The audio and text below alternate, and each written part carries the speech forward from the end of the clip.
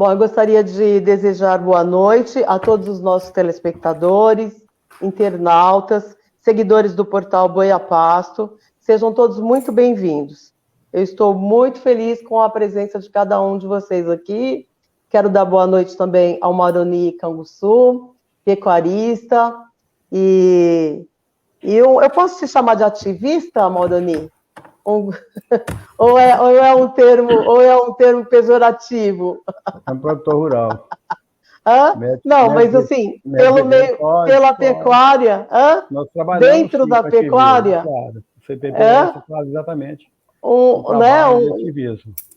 trabalho de ativismo dentro da pecuária, né? Mas é uma conexão, né, entre a ciência e o campo. Isso. Então, esse link, que é o trabalho do CPPS, pega essas informações e passar para o campo, para o produtor rural, ou tentar passar, né? É isso que a gente faz. Tá? Então, nós estamos muito bem acompanhados hoje aqui com o Mauroni Canguçu, que você é médico veterinário, né? Exato. Também.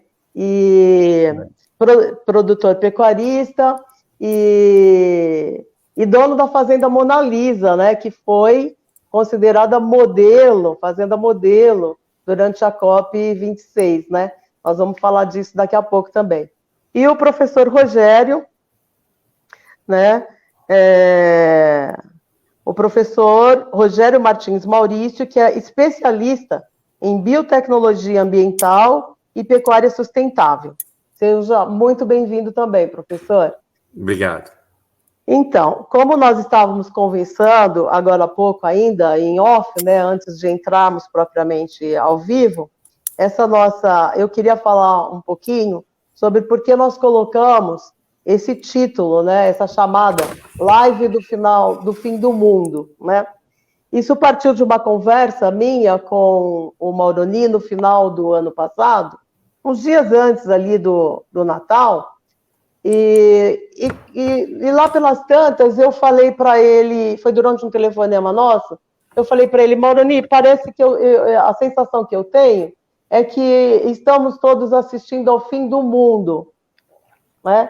Com essas catástrofes climáticas, porque então, naquele momento, a Minas Gerais praticamente inteiro estava debaixo d'água, né? Uma coisa assim que assustadora,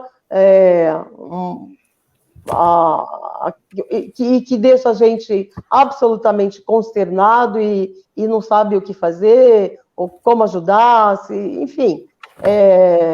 Bahia também, né? A Bahia, sul da Bahia, até as meninas que trabalham comigo, Magda, que é a nossa social media, e a Sabrina, produtora de conteúdo, elas moram em Vitória da Conquista, né? E elas ficaram ilhadas, sabe? Num sítio lá, a rua que havia para que elas pudessem voltar para casa se transformou no rio. E elas não tinham como voltar para casa. Ficaram não sei quantos dias, né? Ilhadas, enfim. Então, ainda bem que tinha internet, elas continuaram trabalhando. É um dos benefícios do desenvolvimento, do progresso e tal. Mas isso tudo, né, essa tecnologia toda, tem um custo, e um custo muito alto para o meio ambiente. Então, é sobre isso também que a gente vai falar. Então, quando eu falei para ele, olha, parece que eu estou vendo o final do mundo ao vivo e a cores, né, com essas tragédias. Aí lá no sul, crise hídrica, sem precedentes, né, toda a lavoura se perdendo. Revoadas, ano passado a gente teve aquelas nuvens de gafanhotos, né?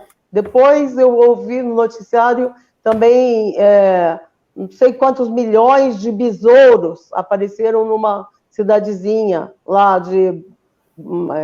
perto de Buenos Aires, né? No oeste paulista, até Dracena, a cidade onde moram os meus pais, irmãos, onde eu vivi até os 18 anos, e eu nunca vi um escorpião na minha vida, só via nos livros da escola. Agora tem, sabe, aparecem lá,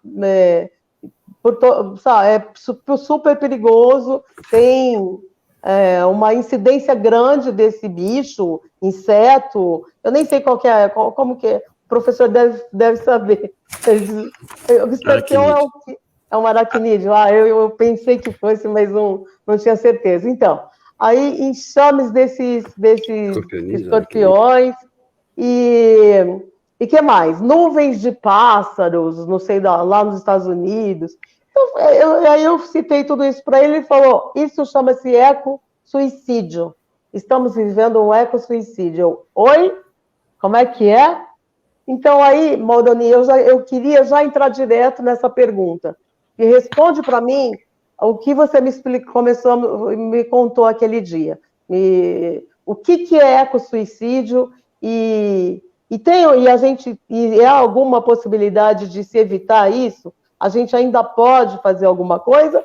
Ou a humanidade já está fadada ao desaparecimento mesmo? Boa noite. Boa noite. Queria, em primeiro lugar, agradecer o convite de participar dessa live.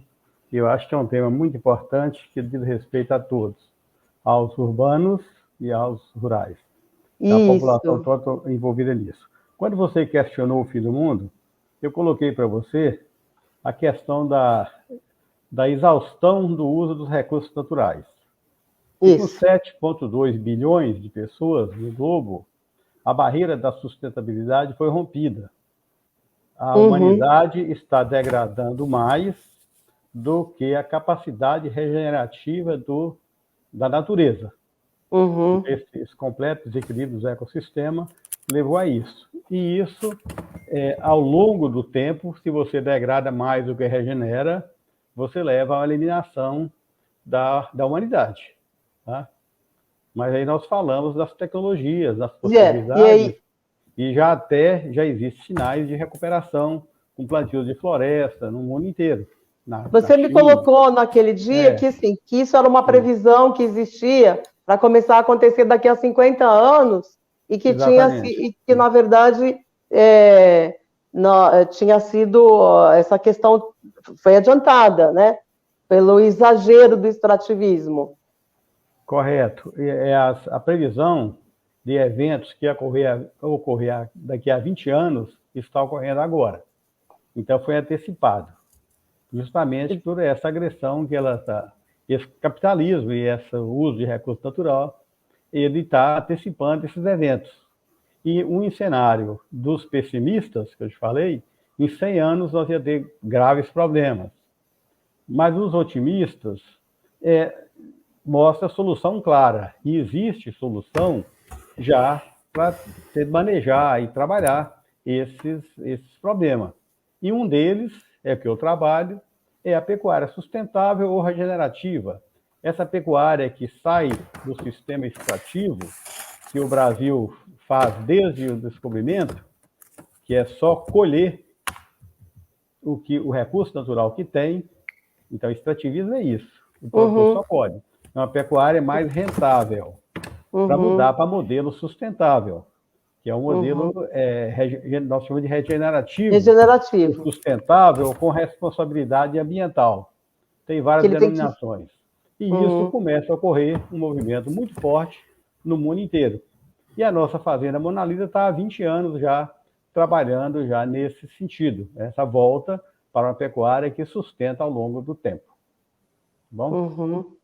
Sim. Então, vamos lá. Então, visto que a pecuária é colocada como uma das maiores vilãs do meio ambiente, então, eu gostaria que você, Maldoni, explorasse mais isso, falasse mais um pouco, então, de como funciona a pecuária tradicional extrativista, que é o principal modelo adotado por grande parte dos pecuaristas do Brasil.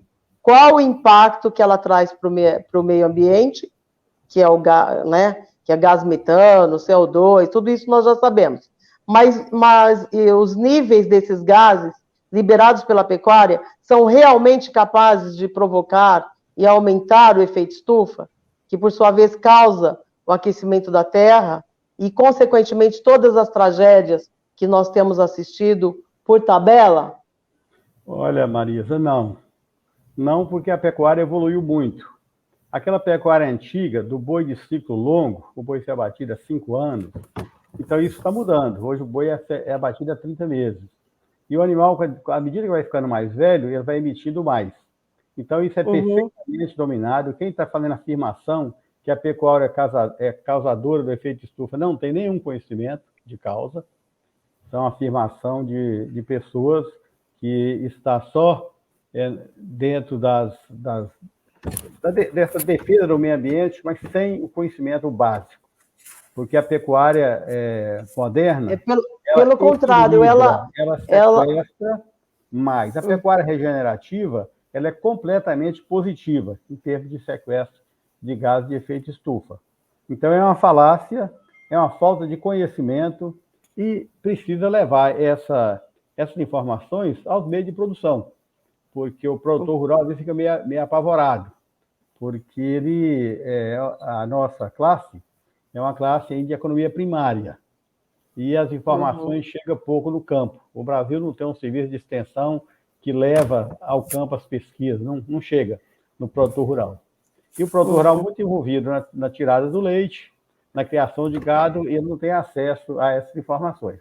Então, precisa levar isso ao campo e clarear a mente nas academias dos acadêmicos, dos professores, dos pesquisadores, que a pecuária moderna, regenerativa ou sustentável ou com responsabilidade ambiental, respeitando aquele tripé social, ambiental e econômico, que é fundamental nessa nova pecuária, valorizar o ser humano, porque o ser humano hoje é diferente.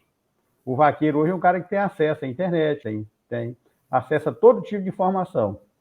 Então a sociedade tem que avançar. O ser humano tem que estar na linha de frente, tem que ser o principal da história. Então, primeiro, o homem, e essa relação com o dono da fazenda, uma relação igualitária, moderna, tem que avançar muito nisso, na área social.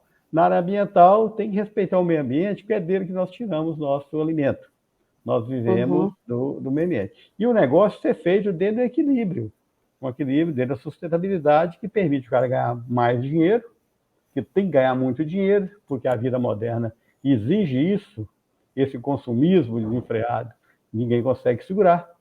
Você tem que gastar mais e achar esse equilíbrio que é a pecuária. Quanto mais compradores, melhor, né? Isso é Adam Smith, né? Exatamente. É a escola do Adam Smith. Quanto mais compradores, melhor. Então, tudo bem. E o mundo avança para isso, para esse consumo, esse mais lazer, equipamentos, tem que modernizar. E a pecuária tem que fazer parte disso. E esse avanço, ele está exatamente inserido dentro dessa pecuária regenerativa. Tá? Bom, vamos lá. A produção de alimentos alterou o nosso planeta mais do que qualquer outra atividade humana. Ela é responsável por 24% das emissões de efeito estufa e 70% do uso total de água doce. É talvez a maior causa da perda da biodiversidade no mundo. Além disso, a produção de alimentos também é a causa de 80% da perda global de habitat, uma tendência que está acelerando a cada dia. Em vista disso, a COP26, Conferência do Clima da Organização das Nações Unidas, realizada no ano passado, em 2021, né, com um grupo de 40 países, incluindo o Brasil, negociaram ações para reduzir a emissão de gases do efeito estufa. Agora a gente vai falar com o professor Rogério. Professor, sabendo desse compromisso, que não só o Brasil se comprometeu, mas vários outros países, eu gostaria que o senhor falasse um pouco da importância do sistema silvipastoris nesse cenário. Boa noite, eu te parabenizo por convidar um produtor rural, um pesquisador, né, com a ajuda da sua auxiliar Sabrina, envolvendo outros jornalistas, etc. Muito obrigada. Interessante. Bom, boa noite a todos. Antes de te responder objetivamente em relação ao sistema silvipastoris, eu queria te deixar claro que a COP26, como a maioria das COPs, é um evento muito complexo, com uma diversidade de temas muito grande. Um dos temas são as emissões ligadas à agropecuária, né? E a COP, existem dentro dela os eventos paralelos, onde começam as discussões que são enviados para os eventos maiores, de mais altos níveis, né? E muitas vezes esse processo é complexo, né? Não é uma coisa simples. Sim. Mas, bem, dentro desses eventos paralelos, nosso caso de estudo lá na Mona Lisa foi selecionado, e eu tenho a cópia do processo para vocês entenderem, como uma proposta em foco na pecuária, né? Em foco na pecuária, de uma alternativa produtiva com maior comprometimento ambiental, social e econômico. E eu quero relatar aqui que a produção pecuária bovina tem um papel social muito importante. Muitas vezes, né, falamos do aspecto econômico, né? Mas é uma atividade que volta à nossa cultura em 1500, né? Ela vem se desenvolvendo, então isso está muito arraigado na cultura brasileira. Sim. Mas, bem, esse nosso estudo foi levado para a COP como um exemplo. Mas eu quero te levantar alguns pontos para que vocês fiquem mais atentos, que, por exemplo, a produção de metano que escapa dos oleodutos do processo de extração de petróleo é muito maior do que a produção de metano entérico dos bovinos, né? Com toda certeza. Mas o olhar atualmente é a coitada da vaca, né? E deixam de lado outros processos que são danosos ou mais danosos, mas que por trás dele está outro grande vilão, que é a própria história do capitalismo, a própria história da automobilística, né? Sem dúvida nenhuma, né?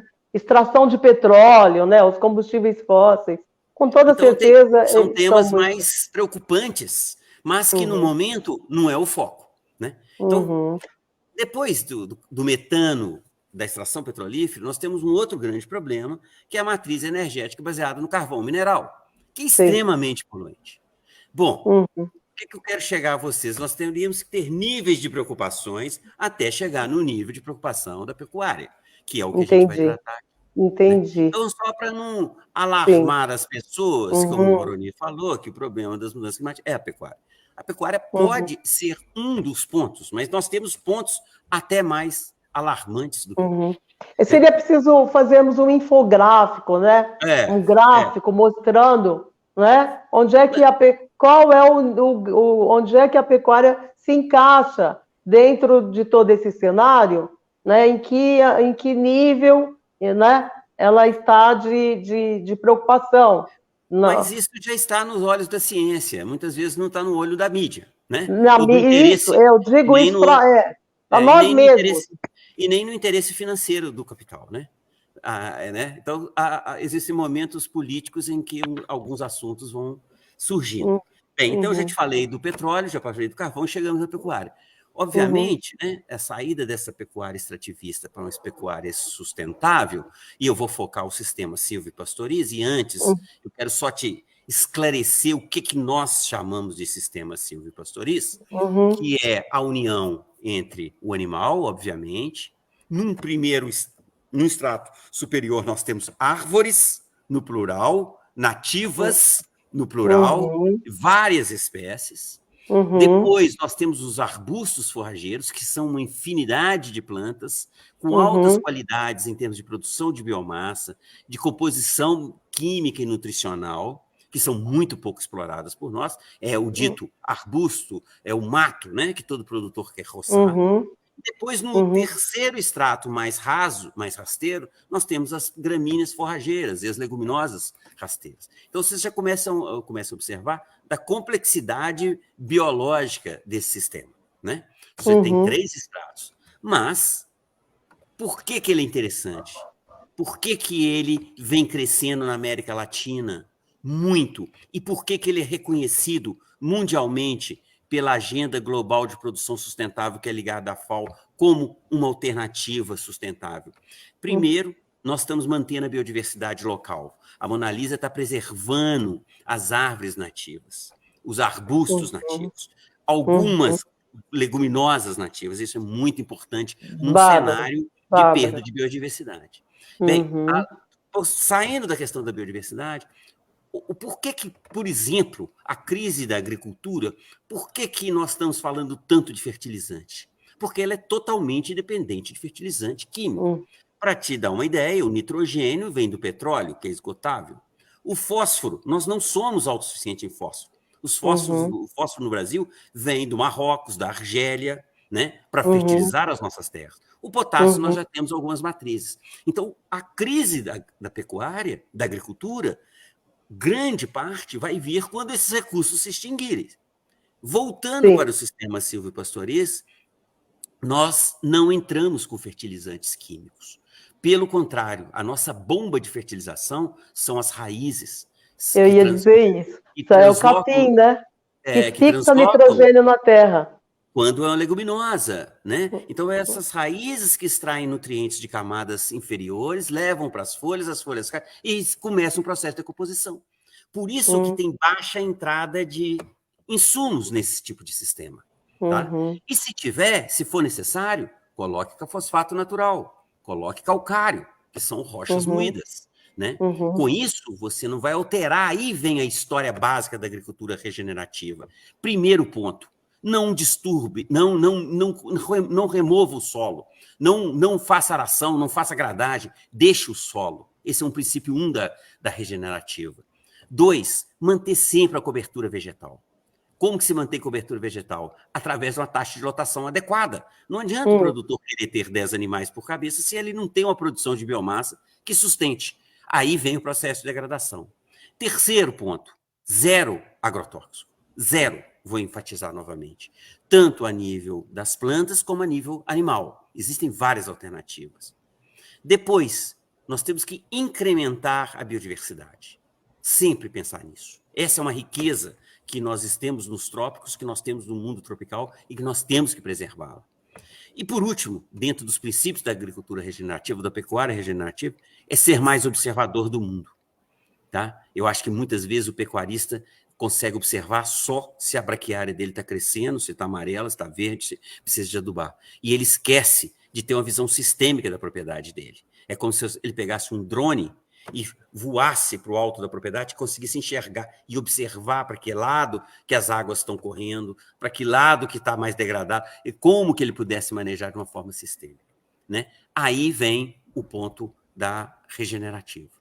Mas tem um terceiro ponto importante dentro do sistema silvopastoril, e que hoje o mundo cobra, que é o bem-estar animal. Né? Uma vaca, um animal embaixo de uma árvore, ele vai ter 3, 4 graus de melhor conforto. Né? Com isso, o estresse é menor, a qualidade da carne é melhor, o ganho de peso é melhor, né? E as exigências internacionais, né, para o conforto animal são supridas. Tá bom? Mais um ainda? Dá tempo para mais um? E um último ponto, que é importantíssimo, é o lado social, né? O bem-estar da pessoa que cuida dos animais, que vive na propriedade e que, com isso, né, ela feliz, as vacas vão ficar felizes, o dono da propriedade vai ficar feliz. Então, é muito importante a preocupação social, o bem-estar do trabalhador, né, com qualidade de vida, né, com água, né, com internet, com a casa, com aquecimento solar, né? Então, acho que aí sim nós completamos essa intenção do sistema silvopastoril dentro de uma propriedade. Continuando aqui, Mauroni ele já utiliza esse modelo e ele é referência em pecuária regenerativa, né, sustentável, que já usa na Fazenda Mona Lisa. E eu queria saber, em relação a isso, como seria essa transição de um modelo de pecuária tradicional para um modelo sustentável? Como o produtor ele pode começar esse processo de transição? A pecuária extrativa é aquela pecuária usada tradicionalmente, eu já coloquei, aquela pecuária que só faz colher dos recursos naturais e faz uma transformação de capital natural para capital econômico. Tá? Para que você comece uma pecuária regenerativa, primeiro tem que mudar a cabeça, entender que aquele processo ele está errado. E aí vai seguindo os passos, parar de colocar fogo. Fogo é um desastre na pecuária brasileira, ainda é muito usado, mas é uma medida que tem que ser parar. O outro é parar de usar químico, como o Rogério colocou, herbicidas, as ivermectinas que agridem o meio ambiente. Então, precisa ter uma mudança muito forte e uma determinação de trabalhar com a pecuária diferente daquela que vinha sendo feita. Segundo, é respeitar o ecossistema. É uma carga animal mais adequada, respeitar o ciclo dos capinhos e deixar regenerar a chamada capoeira ou juquira. Deixa fazer a regeneração e, após essa regeneração, você faz uma seleção das áreas a produzir. Faz um ordenamento do uso do solo, respeitando, claro, o Código Florestal e a legislação vigente, onde você não pode desmatar a área inclinada, respeitar as beiras de rios. Topo de morro. Topo de morro. Então, esse é um processo lento.